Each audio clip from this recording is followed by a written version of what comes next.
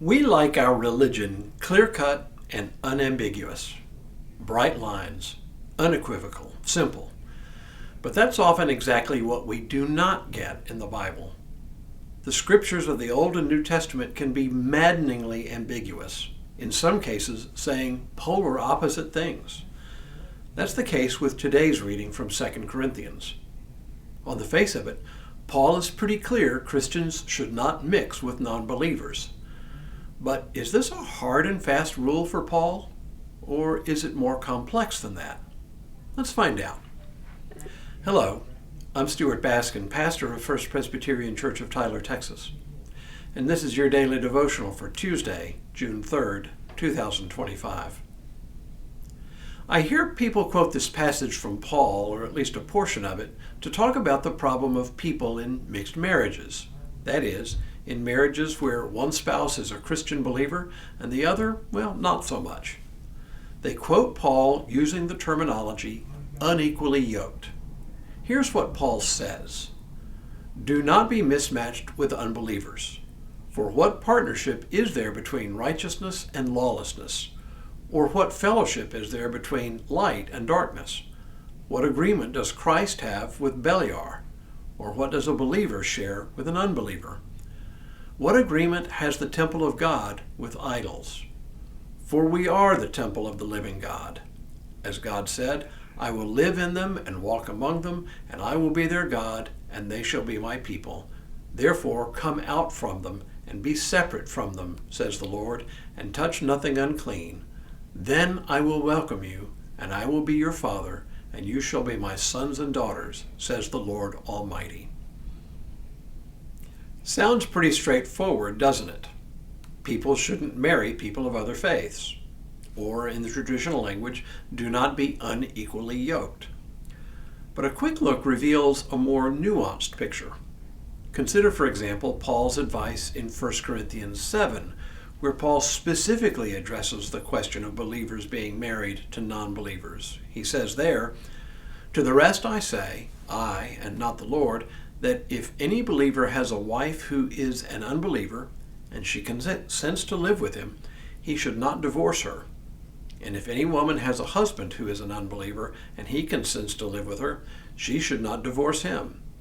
For the unbelieving husband is made holy through his wife, and the unbelieving wife is made holy through her husband." Well, that certainly shines a different light on things, doesn't it? Consider this. In the passage from 2 Corinthians, where Paul advises people not to be unequally yoked, he's not talking about marriage at all. Rather, he's talking about social and business life. Wait, what? Yes, this isn't a passage about married couples, but rather about one's business relationships in the larger world.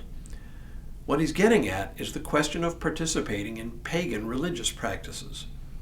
So much of Greek culture at the time, whether in social life, political life, or economic life, was tied up with the worship of various gods other than the one God we know in Jesus Christ. Go to the local market to buy meat, and nearly all the meat for sale would have been meat from animals that had been sacrificed to various gods. Enter into a business contract, and often there would be pagan rituals surrounding the inking of that deal. Go to a community event, and it would probably be held in the same place where pagan worship took place. All of which is to say, Paul was really urging the Corinthian church to avoid unnecessary entanglements with other religions. So much for interfaith cooperation. And yet, once again, Paul offers different advice in other places. One of the most famous other places is his discussion in 1 Corinthians 8, a more nuanced discussion in which, on the one hand, he acknowledges that there are no other gods, and therefore meat sacrificed to idols is nothing more than butchered meat. The problem Paul raises in this passage is the possibility of scandalizing weaker members of the community.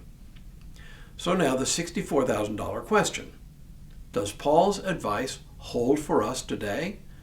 Is it a command for all time? What do we have here?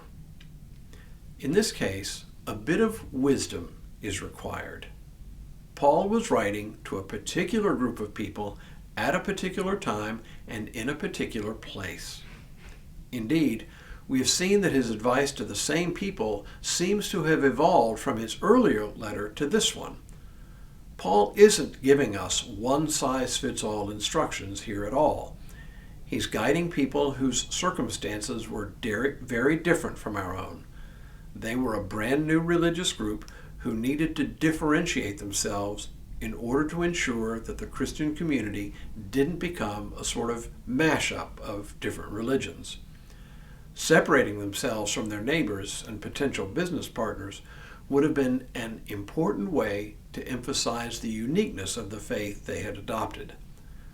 Does the same thing hold true for us today? Maybe, in some places.